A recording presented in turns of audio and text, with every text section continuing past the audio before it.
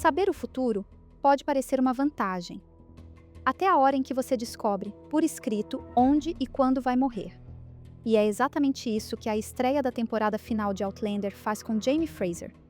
No primeiro episódio, ele abre um livro escrito por Frank Randall, lê sobre uma batalha que ainda nem aconteceu e se depara com uma informação brutal. James Fraser morre em Kings Mountain. Se isso vai acontecer mesmo, a temporada ainda não respondeu. Mas uma coisa já mudou. Jaime agora olha para o futuro sabendo que a própria morte pode estar esperando por ele dali a 1 ano. A estreia da 8ª temporada reuniu personagens, reacendeu relações e recolocou peças importantes no tabuleiro. E também já começou botando traumas na mesa e acendendo o pavio de uma batalha que pode ser o fim do patriarca da família Fraser. De um lado, reabre uma das dores mais antigas de Jaime e Claire com a revelação sobre Faith. Do outro, coloca nas mãos de Jaime uma notícia vinda do futuro que transforma a guerra numa ameaça íntima, concreta e impossível de ignorar. E como a gente está falando do primeiro episódio da última temporada, isso importa ainda mais. Esse não é um capítulo qualquer. Esse é o momento em que Outlander começa a dizer, com toda clareza, qual será o preço emocional e histórico da reta final. Hoje a gente vai olhar para esse episódio por esse ângulo. O que muda quando Jaime passa a saber onde vai morrer? O que essa informação faz com a guerra que já está chegando a Fraser's Ridge? E por que a linha de Faith, em vez de resolver um mistério, abriu perguntas grandes demais para a série fingir que está tudo explicado? Primeiro, a gente precisa olhar para a forma como a estreia reúne essa família na Fraser's Ridge. E, ao mesmo tempo, deixa claro que esse reencontro já acontece sob pressão. A casa volta a existir em uma nova versão, mas a paz não volta junto, se é que um dia esteve lá. Depois, a gente precisa voltar para aquele livro de Frank Randall, porque o ponto mais forte do episódio não é só a frase sobre Kings Mountain, é o que ela desperta. Vale a pena saber o futuro quando esse futuro pode prender cada escolha sua dentro de uma contagem regressiva? Is it my face you see looming in the darkness? Já na estreia, a temporada final entende muito bem o peso que esse momento precisa ter. Brianna, Roger, Jem e Mandy voltam para Fraser's Ridge de surpresa. A cena devolve para Jaime e Claire uma imagem que o público conhece muito bem o valor, a da família reunida, com Marsali, com Fergus, ou seja, casa cheia, crianças correndo, abraço, choro, alívio. Depois de tudo o que esses personagens atravessaram, Outlander abre a reta final restaurando esse centro emocional. Isso já tem força por si só. Mas junto com esse reencontro vem o futuro, literalmente. Brianna traz livros, entre eles o livro de Frank Randall sobre as raízes escocesas da Revolução Americana. E esse livro já chega carregado de sentido. O público já viu esse assunto rondando a temporada, o trailer já apontava para isso.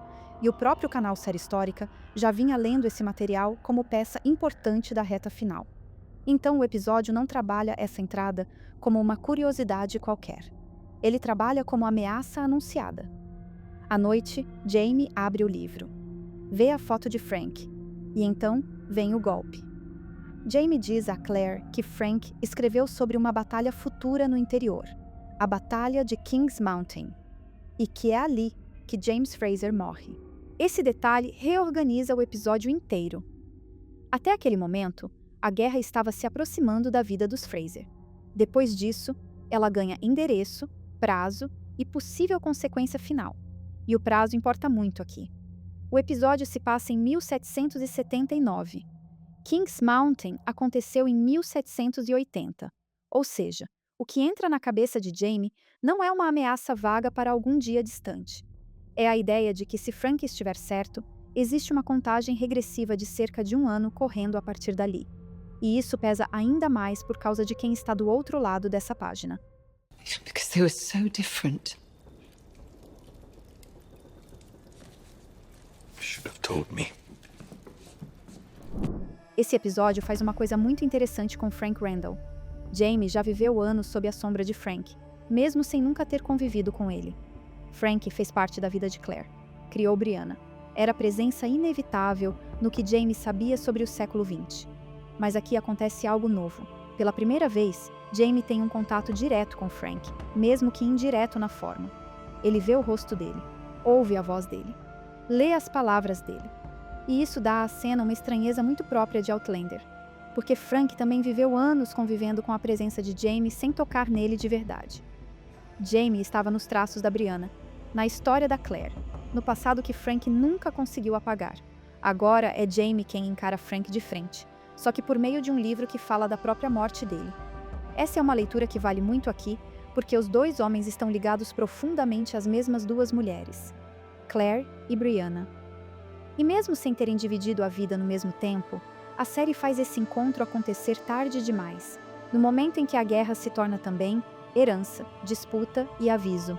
Além disso, o episódio trabalha Frank com mais nuance do que simplesmente ele estava certo, ou ele era confiável. Quando Jamie pergunta a Claire se Frank era honesto, a resposta dela é importante. Claire não descreve Frank como um homem totalmente transparente.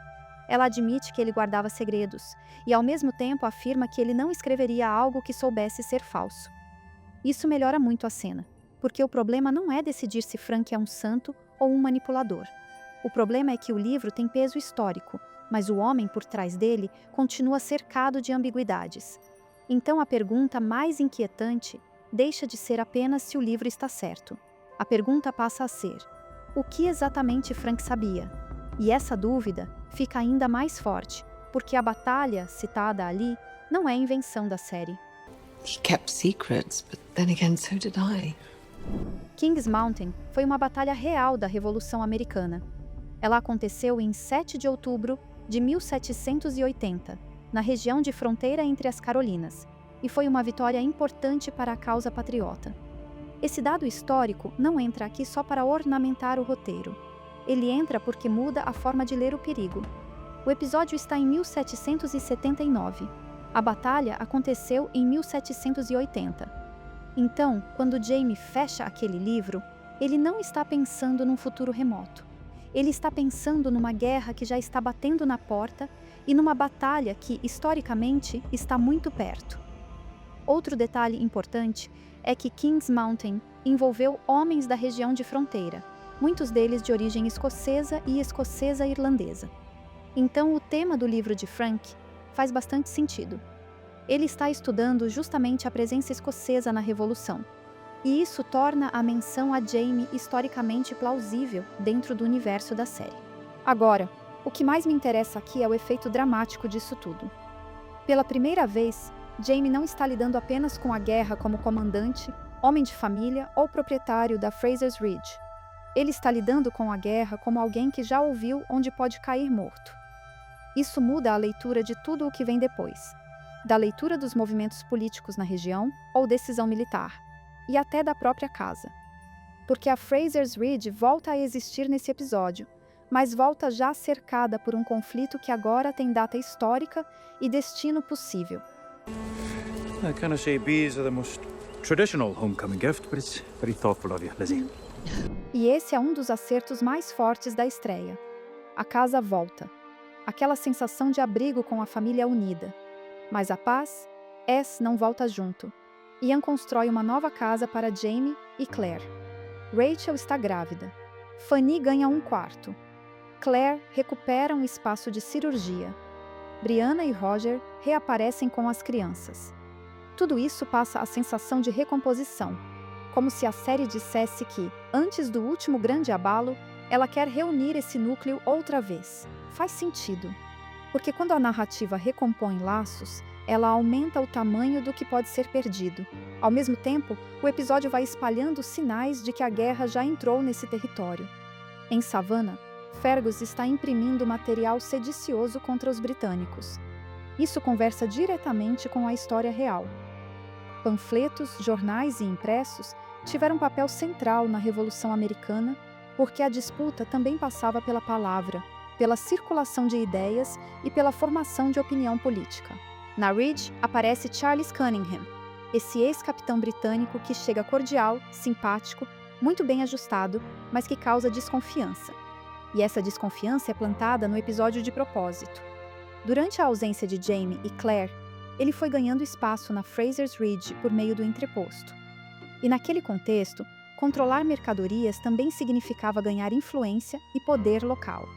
Então, quando Jamie volta para casa e encontra Cunningham já bem instalado ali, o incômodo faz sentido. Não precisa haver invasão explícita. Basta perceber que outro homem já começou a ocupar um espaço de influência dentro de um território que Jamie sempre tratou como responsabilidade sua. A conversa sobre Saratoga aumenta ainda mais essa tensão. Você nota que Jamie reage na hora ao descobrir que Cunningham esteve naquela batalha pelo lado britânico, enquanto ele mesmo lutou do lado americano. Esse detalhe muda o peso do encontro.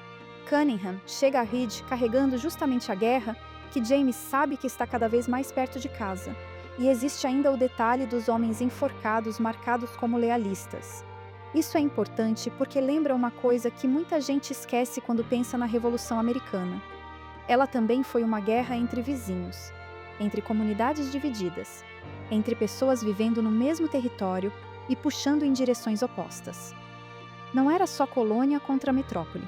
Era uma disputa interna, brutal, capaz de atravessar relações locais e transformar o cotidiano em campo de ameaça. O Jamie resume muito bem a situação. Existem monstros em todos os lados de uma guerra. Então, com toda essa ambientação feita, quando Jamie lê sobre Kings Mountain, ele já lê isso dentro de um cenário que está se fechando ao redor dele. E é agora que nós vamos comentar sobre a outra grande frente de ansiedade da estreia, Faith. A linha de Faith, para mim, é uma das partes mais tensas do episódio, justamente porque ela não está resolvida. O capítulo entrega uma revelação enorme. Claire e Jamie descobrem que a filha que eles acreditavam ter perdido ao nascer pode ter vivido, crescido, se casado, tido filhas e morrido muitos anos depois. Em termos emocionais, isso já é devastador. Mas, narrativamente, isso abre perguntas demais para a gente tratar essa história como encerrada.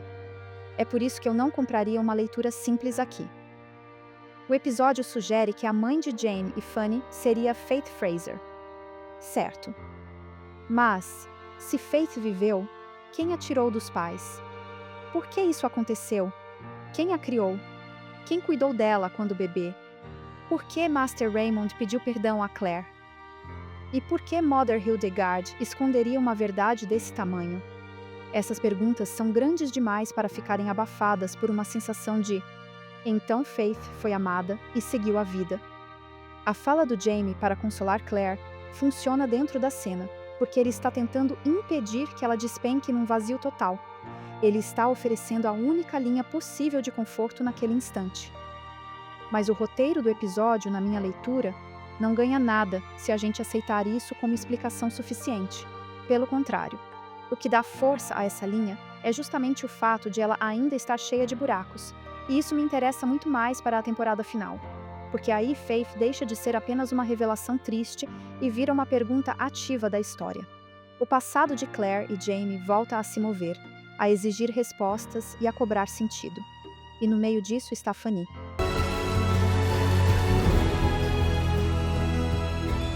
Are we nearly there? When will we get to Fraser's Ridge? Fanny ganha outro peso a partir desse episódio. Ela continua sendo a menina que Jamie e Claire acolhem e tentam proteger. Mas agora existe a possibilidade de que ela seja também um elo direto com a filha que eles perderam. E isso muda o valor dramático da personagem, não só dentro do luto do casal, dentro da temporada. Eu fiquei com uma sensação muito forte de que Fanny pode crescer bastante nessa reta final. Porque a personagem, de repente, deixa de ser apenas alguém que chega à casa dos Fraser carregando trauma. Ela passa a concentrar várias coisas ao mesmo tempo. O legado de Faith, a culpa de Claire, o cuidado de Jamie, e uma continuidade familiar que ninguém esperava reencontrar. Então, em vez de tratar Fanny apenas como símbolo de dor ou reparação, eu acho mais interessante olhar para ela como promessa de desenvolvimento daqui para frente. Se Outlander abriu essa porta no primeiro episódio, faz sentido esperar que a temporada ainda volte a esse assunto. Até porque seria muito pouco satisfatório levantar um mistério dessa dimensão e encerrar tudo apenas na linha emocional do consolo. E é justamente aqui que o tema central do episódio volta a se impor. Vale a pena saber o futuro? Porque a estreia coloca Jamie diante dessa pergunta de um jeito muito cruel. Olha essa novidade. O vestido vermelho de Claire virou estampa. A Sassenai Style é uma camiseta inspirada naquela cena icônica de Outlander, pensada para quem ama a série e quer levar essa história para o dia a dia. Se esse momento também te marcou, confere os detalhes no link da descrição. E longe da Fraser's Ridge, o episódio também mexe numa peça importante para a reta final. William aparece afundado em culpa, bebida e crise de identidade, enquanto Lord John tenta manter alguma ordem ao redor dele. Nesse núcleo entra Amaranthus Grey, a jovem viúva de Benjamin Grey, primo do William e mãe do bebê Trevor. A morte do Ben desestabiliza ainda mais o William, e a chegada dela já parece plantar um novo vínculo ali. A temporada começa sugerindo que esse lado da história também vai cobrar mudanças importantes dele. Mas o coração desse episódio está nessa pergunta. Vale a pena saber o futuro? Em tese, parece que sim. Saber antes poderia significar se preparar melhor, escolher melhor, evitar tragédias. Só que Outlander já mostrou várias vezes que esse conhecimento cobra um preço. Na segunda temporada, Claire e Jamie tentaram impedir o levante jacobita para evitar Culloden. Eles agiram, interferiram, correram riscos e tentaram alterar o curso da história. Mesmo assim, Culloden aconteceu. Na quinta temporada, Brianna e Roger encontram o obituário que anuncia o incêndio da casa de Jamie e Claire. Aquilo muda o jeito como a família enxerga o perigo muito antes do evento em si. O conhecimento do futuro já pesa sobre as decisões deles antes de a tragédia acontecer.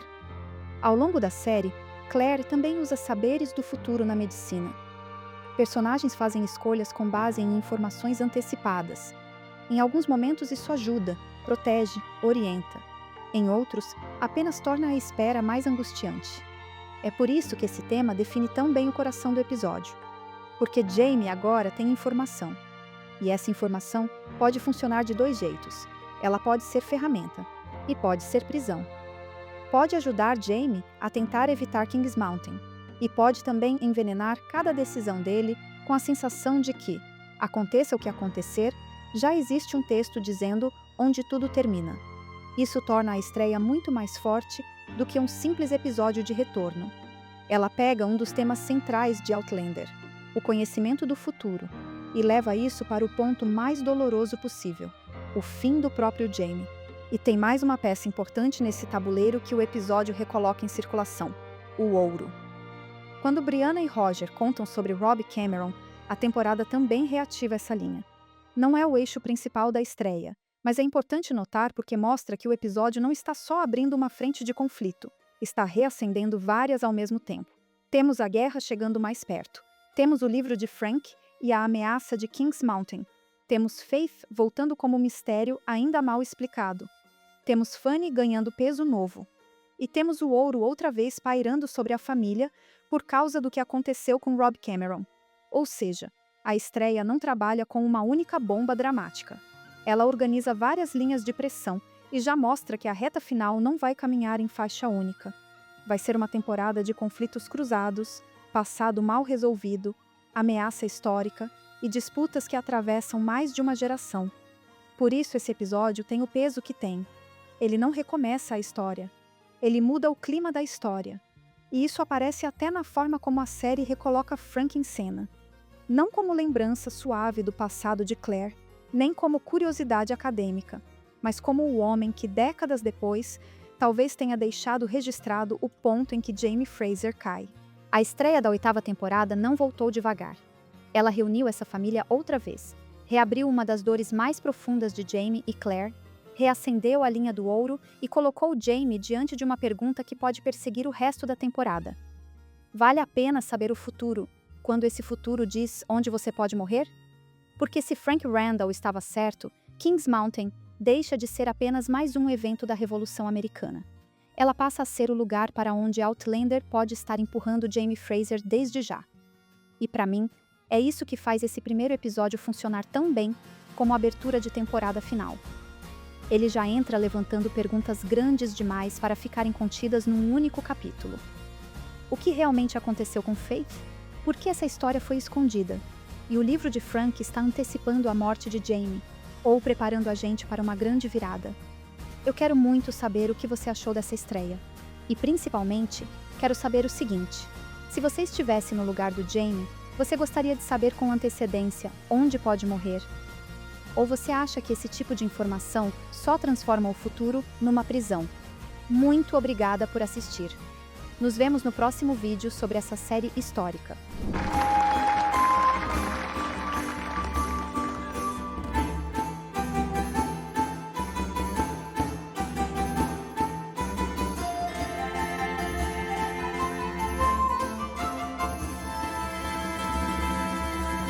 Anjiva! Anjiva.